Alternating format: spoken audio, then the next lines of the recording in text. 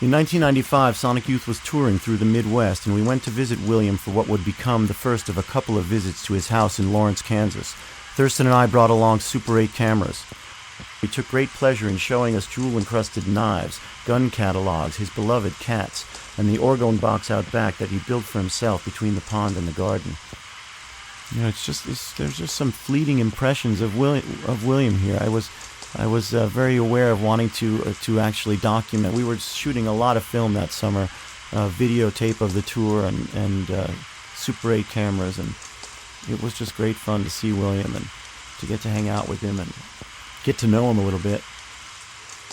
He moved to Kansas in the 80s, where he lived on an out-of-the-way street there in an old single-family house with his cats and his guns and his knives, and with Jim Grauerholtz, I think. Lawrence, Kansas, sleepy university town, you know. He had a little house on an out-of-the-way street there. He showed us around his backyard. He was really interested in the occult. He built this orgone accumulator box, which was originally invented by Wilhelm Reich. It was the size of a small closet, and it looked like an outhouse. It was a bunch of plywood sheets with a hole cut in the door, and he would sit in there. I think Reich's theory was that sitting in there would allow you to gather certain accumulations of orgone energy.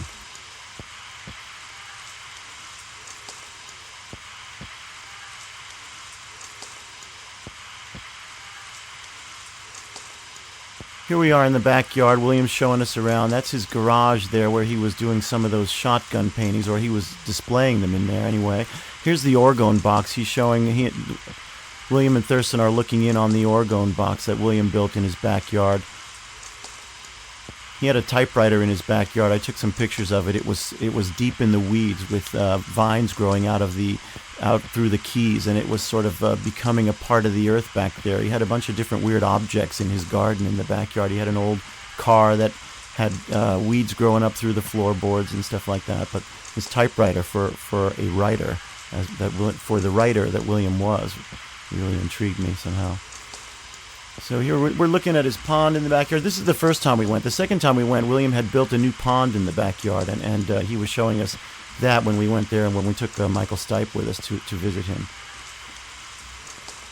He's showing us around his backyard. He was very proud of his little house. He really enjoyed it. And he was just living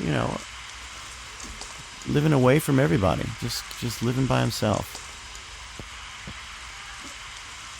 Here he is walking with Terry, our sound man, looking around the backyard. He showed us his cats. He had a lot of cats running around.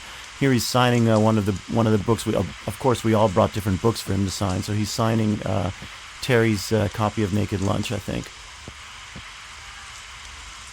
That's Suzanne on the bus after we left Lawrence, Kansas, and we were rolling west into the Red Mountains. There they are.